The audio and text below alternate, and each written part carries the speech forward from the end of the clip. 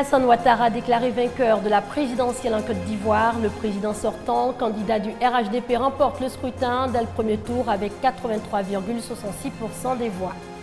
Intoxication alimentaire à Yamoussoukro, précisément dans le village de Kami, le ministère de la Santé mobilisé pour apporter une réponse adéquate au problème. Dans ce journal, nous irons au Nigeria où l'alcool frelaté fait des ravages. Plus de 70 personnes sont mortes ces 6 derniers mois en absorbant des boissons trafiquées. Bonsoir à tous et merci de vous informer sur RTI2. Présidentielle 2015, large victoire donc pour le candidat du RHDP. Le président sortant, Alassane Ouattara, est crédité dès le premier tour de 83,66% des suffrages exprimés. Il devance le candidat du Front populaire ivoirien, Pascal Affi-N'Guessan, qui a obtenu 9,29% des voix selon les résultats provisoire de la commission électorale indépendante. Le taux de participation annoncé est de 54,63%. La commission électorale indépendante a donc rendu public les résultats de la présidentielle du 25 octobre dernier. Les Ivoiriens se prononcent sur ces résultats provisoires qui doivent encore être validés par le Conseil constitutionnel. Je suis très satisfait du résultat d'avoir surtout compris que les Ivoiriens ont tous compris aussi qu'il ne faut pas de palabres ni avant ni après les élections. J'attends que les jeunes, la jeunesse ivoirienne travaille, les écoles surtout, les villes de l'intérieur, qu'on fasse beaucoup pour eux. Les résultats reflètent la réalité sociale et nous tendons vers la régularisation de la paix sociale en Côte d'Ivoire, ce qui est une bonne chose pour tout le monde.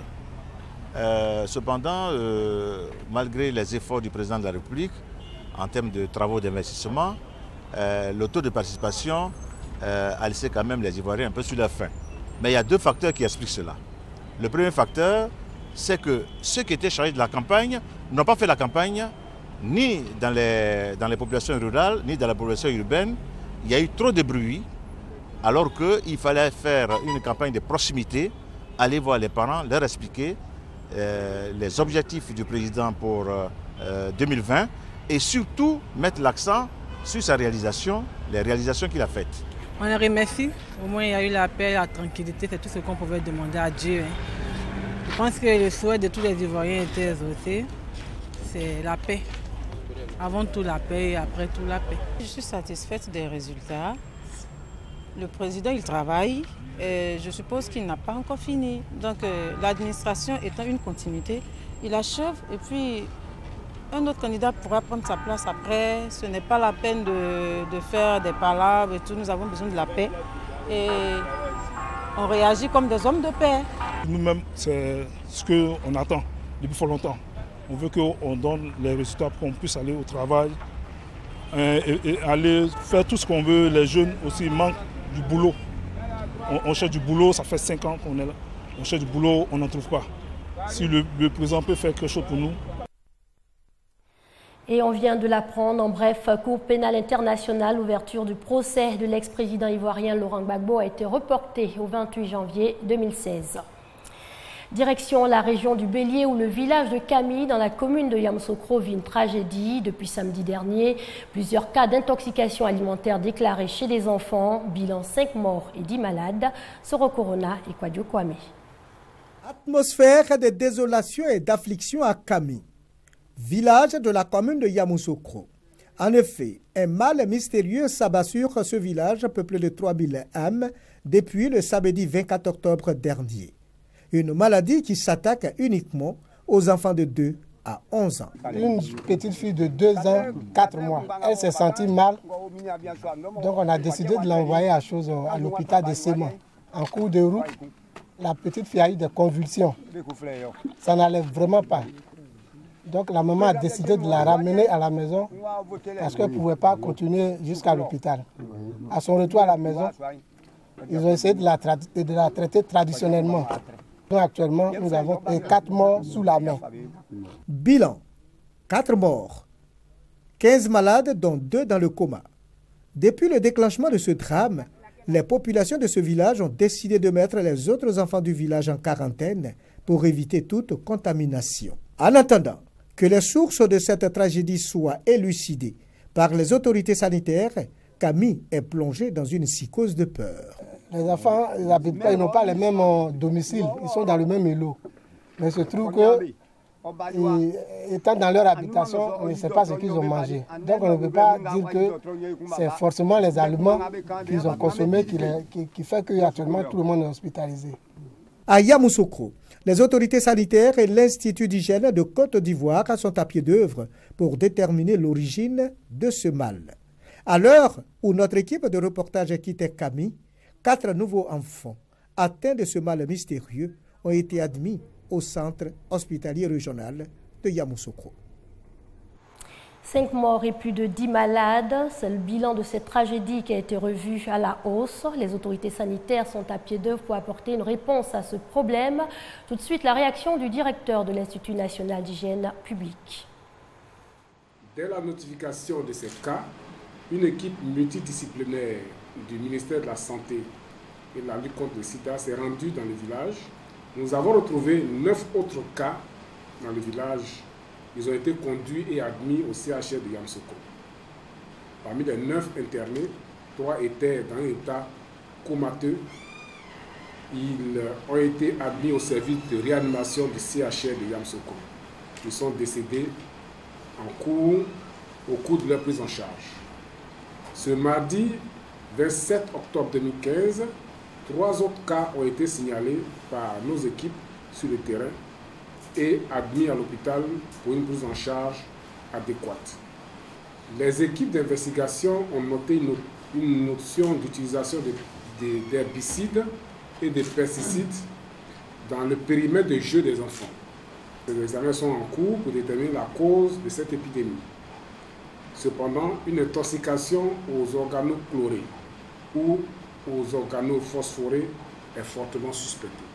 Ce n'est qu'une suspicion. La prise en charge des malades est totalement gratuite. Au total, ce sont 15 enfants âgés de 17 mois à 11 ans qui ont été identifiés, dont 8 de sexe masculin et 7 de sexe féminin. Nous déplorons malheureusement 5 décès. 5 malades sont en cours de traitement et 5 sont sortis de l'hôpital. Des informations complémentaires à l'issue des examens de laboratoire, dès que disponibles, seront communiquées. Pour terminer, nous demandons à toute personne de la localité, c'est-à-dire du village de Kami, qui présente des vomissements accompagnés de convulsions et de fièvre, de se rendre immédiatement au CHR de Yamoussoukro ou d'alerter l'équipe d'intervention rapide pour une prise en charge adéquate. La prise en charge précoce, notons-le, est le gage de guérison certaine dans ces conditions. Un mot de sport dans ce journal. Football éliminatoire du championnat d'Afrique des Nations 2016. Les éléphants affrontent le Ghana. Ce sera vendredi au stade Robert Champrou ici à Abidjan. Pour rappel, la sélection ivoirienne avait été battue par le Ghana au match aller à Koumassi. Les éléphants semblent déterminés à arracher leur qualification pour la finale prévue en janvier au Rwanda. Koulibaly Seydou et Salif Ouattara. C'est avec un commando de 24 joueurs que Michel Dussu a préparé le match retour face au Ghana, comptant pour les éliminatoires du CHAN 2016. Un groupe très concentré et déterminé qui, malgré un soleil de plomb, a révisé ses gammes mardi sur la pelouse synthétique du stade Robert Champrou. Battu 2-1 à Koumassi lors de la manche aller, Dussu et son groupe sont prêts pour le choc de vendredi. On a un beau challenge à relever. Même si on ne peut pas se contenter d'une défaite, mais en tout cas on a préservé nos chances de qualification et ici on se doit de faire un grand match pour passer ce tour. Le sélectionneur national, assisté de ses adjoints, Kamara Ibrahim et Dimi Stéphane, a soumis son groupe à un travail de jeu avec ballon sur espace réduit. Il y a eu de l'engagement dans les duels. Gonazobi, Zakri Kraïre, Zadi Hortalé et autres se sont montrés très appliqués. Les éléphants ont déjà la tête au match de vendredi face au Ghana. Absent lors du dernier CHAN, les éléphants veulent arracher leur ticket pour Rwanda 2016. Et cela passe par une victoire sur le Ghana. L'actualité au Congo, c'est bien sûr cet appel à la désobéissance civile après les résultats officiels du référendum sur le projet de la nouvelle constitution avec 92,26% pour le oui. Les opposants qui avaient appelé à boycotter le scrutin appellent à la désobéissance civile pour faire obstacle au projet qui ouvre la voie à un troisième mandat présidentiel pour Denis Sassou Nguesso. Dans le nord-est du Nigeria, plus de 300 femmes et enfants retenus en captivité par le groupe islamiste Boko Haram ont été délivrés par l'armée. L'armée qui affirme avoir tué 30 membres présumés de Boko Haram. On reste au Nigeria où la consommation d'alcool frelaté fait des ravages. Plus de 70 personnes sont mortes ces 6 derniers mois en absorbant ces boissons trafiquées. Regardez. Des bidons, un four en tôle et quelques tuyaux rafistolés au milieu d'un terrain vague. Cet alambic artisanal est prêt à produire de l'eau de vie. Appelé ici au Nigeria ogogoro ou gin local, cet alcool est le plus souvent fabriqué à base de sucre et s'extrait très rapidement. Nous versons le liquide utilisé pour produire l'ogogoro à l'intérieur, donc quand on allume le feu, au bout de quelques heures, ça commence à sortir. Évidemment, la consommation d'un tel torboyau n'est pas sans danger. Plus de 70 personnes sont mortes ces 6 derniers mois au Nigeria en absorbant ces boissons frelatées, souvent coupées au méthanol. Malgré les polémiques sur leur légalité, ces liqueurs locales sont toujours distillées avec la complicité des autorités. La police vient de passer pour récupérer du gin. Ils ne posent pas de problème. Ils viennent juste pour boire un coup et ils repartent. À Lagos, des petites fioles d'eau de vie se trouvent à chaque coin de rue. Pour seulement quelques centimes d'euros, la dose est assurée. Mais les consommateurs sont souvent mal informés sur les dangers de l'alcool. Certains y voient même des vertus médicales. Je me sens comme un PDG. J'ai l'impression d'être un champion parce que j'ai une montée de sucre là. Ça fait 3 ou 4 mois que je n'ai pas été à l'hôpital ou eu à me plaindre de mon paludisme ou de maux de tête. Contre toutes ces maladies, je prends un coup de ça. Selon l'Organisation mondiale de la santé, près d'un quart de la production mondiale d'alcool est clandestine. Des cas similaires au Nigeria se sont produits récemment en Inde où une centaine de personnes sont mortes empoisonnées par des alcools trafiqués. Mais aussi au Kenya, en Libye ou au Pakistan. La pauvreté, le manque de sensibilisation et de régulation des États étant bien souvent un terreau fertile pour la consommation de cette mortelle eau de vie. Les soupçons étaient forts, le verdict est tombé. La charcuterie et la viande rouge accusées de favoriser le cancer. C'est un rapport de l'Organisation mondiale de la santé OMS qui l'affirme. Saucisses, jambon, hot dogs susceptibles d'être cancérigènes. Voilà une nouvelle qui porte un nouveau coup à la consommation et à la filière de la viande.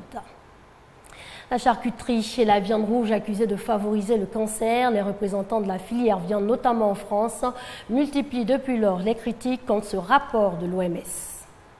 Ce qui nous choque le plus, c'est qu'on est dans un pays où il y a beaucoup d'élevage à l'herbe, de systèmes qui sont très extensifs, qui correspondent a priori aux demandes des consommateurs. Donc ce rapport, pour nous, quel intérêt, surtout de mettre des relations probables avec le cancer, ça veut dire quoi pour le consommateur lambda? Rien, si ce n'est mettre la panique. Donc vraiment un rapport qui pour nous n'a pas beaucoup d'intérêt et qui surtout n'amène rien au débat. On joue au feu dans cette affaire-là parce que beaucoup d'études, beaucoup de médecins disent aujourd'hui que toutes les jeunes femmes, en tout cas dans notre pays, en âge d'avoir des enfants, sont carencées en fer, sont carencées en vitamine B12. Donc continuons comme ça. C'est pas avec du soja qu'on va faire des enfants dans l'avenir dans notre pays. Donc il faut se calmer. On a une viande de qualité, on a une logo, on a une traçabilité. C'est pour ça que l'on dit, soyez tranquilles, vous aurez de la viande bonne, consommons-la comme on le fait aujourd'hui, avec modération, mais plutôt de la viande de qualité. Et ce rappel pour terminer, présidentielle 2015, Alassane Ouattara, 73 ans, de nouveau en piste pour 5 ans selon les résultats provisoires de la commission électorale indépendante, crédité dès le premier tour de 83,66% des suffrages exprimés. Le président sortant dévance Pascal Afine-Guessan qui a obtenu 9,29% des voix. Le taux de participation annoncé est de 54,63%. Voilà, je vous souhaite la paix et une très bonne soirée sur les antennes de l'RTI, la marque du service public.